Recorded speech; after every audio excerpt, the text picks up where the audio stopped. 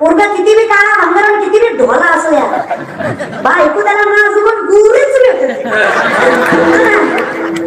तुम्ही किती good looking जॉ लाईन सिक्स पॅक हँडसम असला आणि खिशात दमडी नसते ना 56 मुलं सुद्धा म्हणावं लागतात वैभन कितीतरी वैभन कशाला असतात कमवून पैसा.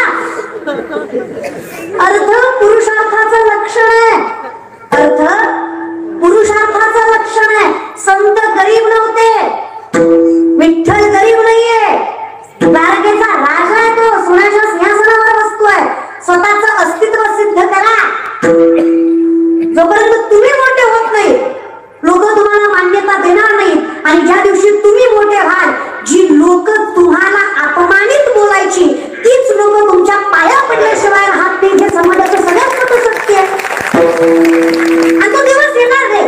तुम्ही जोपर्यंत स्वतःशी प्रामाणिक आहे नजरेमध्ये पावित्र्य आहे जोपर्यंत विठेवरच्या मालकावर विश्वास आहे काय संकट येऊ द्या प्रत्येक दुःखाला सुख बनवायची ताकद भगवंतात आहे. फक्त विश्वास ठेवायला मागे पुढे सरू नका.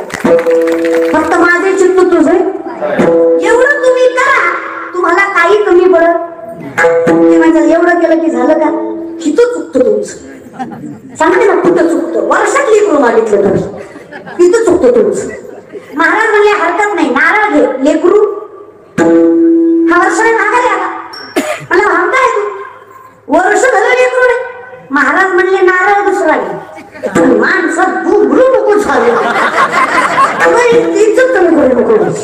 जमल्यात लोक त्यांच्यासमोर कशाला म्हणतो झालं नाही दुसरा आहे. हा 2 वर्षाने आला म्हणला पक्का आणताय तू. आलेल्या प्रत्येकाला सांगत असतो नारळ फायद्याचा नाही लेकरू बिकरू होत नाही जाऊ माघारी. महाराज म्हणला का बाई माझा नारळ फसत नाही तुझ्या बाबतीत 2दा फसला तुझंच काय तर चुकतंय. अचानक महाराजाला आठवलं. महाराज म्हणले खरे जेवढी माणसं माझ्याकडे लेकरू मागायला आली सगळी बायको घेऊन आली.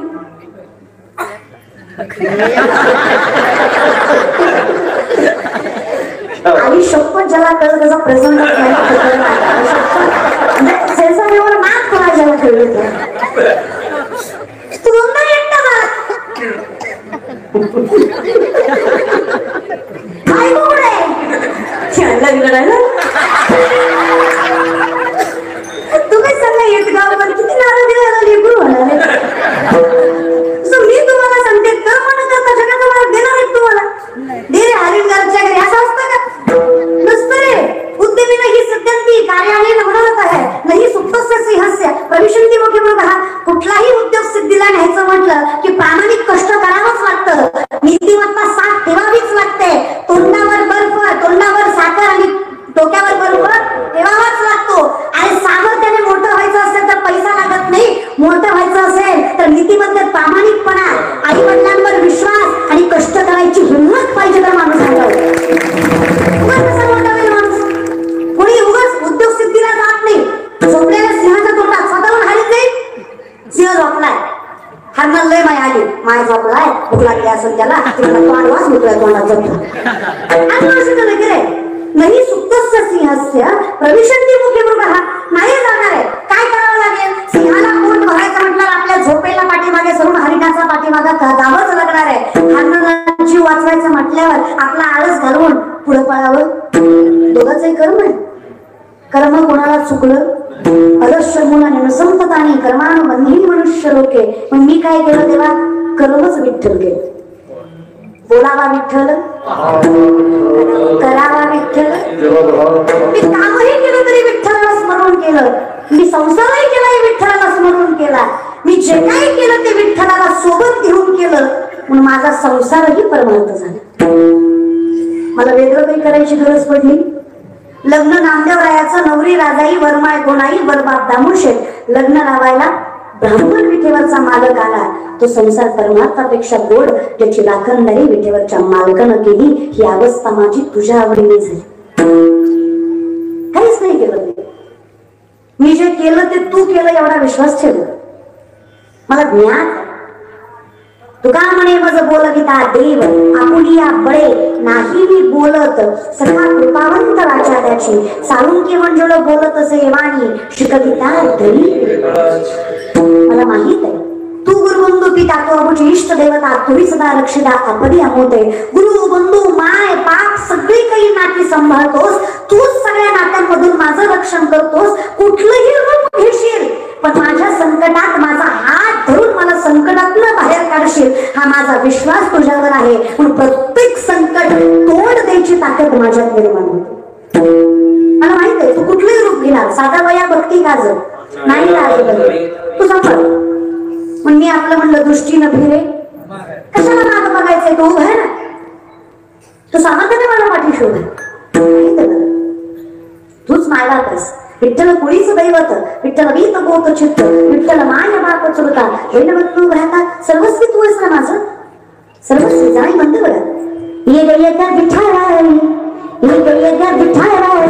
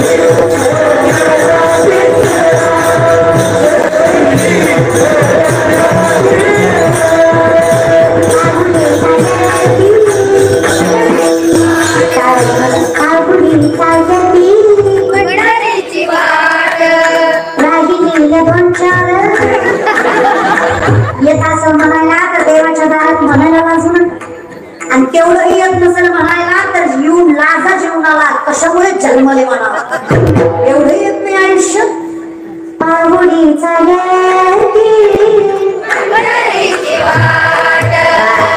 काही काही दिसत कोण आलं तर अरे मला नाही कळायचं, त्याला कळलं ना. मला कशा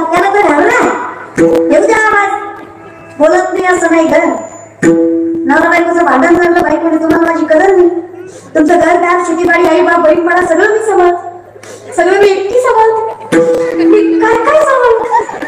नवरा म्हणला सगळं मी सांभाळतो, तू फक्त तोंड सांभाळ. बोलतो का बाय मी खुश होऊ नका, तुम्ही गुणाचे नाही. बोलतात त्याचं कारणच तुम्ही तुम्ही कशाला बोलावं लागतं. दोन शब्द प्रेमाला बोलायचा, बायकोला काही लागत नाही. खूप कास असतो आधीच बायकाला. सासूनं बोलावं, सासऱ्यानं बोलावं, जावानं बोलावं, नाही त्याने हिरवा जगानं त्रास द्यावा. फक्त नवऱ्यानं म्हणावं सोबत मी तुझ्या. बाई सगळी संकट एका पायावर सहन करण्याची क्षमता ठेवते, फक्त नवरा साथ देणार आणि विश्वास ठेवायला पाहिजे.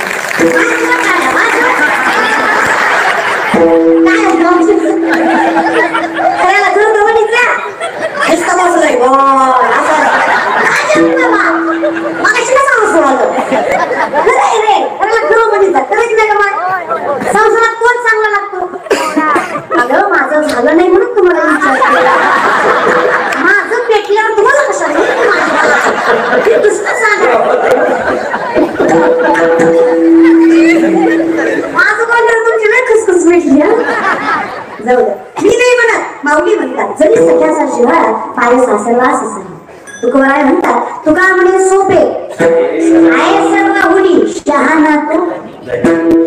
मालक संसारातला असू द्या किंवा परमार्थातला, दोन्ही शहाणे लागतात. माझा मालक शहाणा आहे, दृष्टीनं फिरे दुसरीकडे मत जाते ना. त्याच्या इतका द्यागना बी नाही, त्याच्या इतका प्रेमळ बी नाही, आणि त्याच्या इतका मला कोणी सांभाळीत बी नाही, आणि त्याचा माझ्यावरचा विश्वास माझा पुढं. माझा मालक शहाणा म्हणून आम्हाला सुख. तुमचा शहाणा असला की तुम्हाला बी संसारात काय पार भरतात काय. शहाणा मालक पाहिजे. नशिबानं भेटला याला पण जाऊ दे, आता शहाणा पाहिजे. मग त्याच्याकडे जावं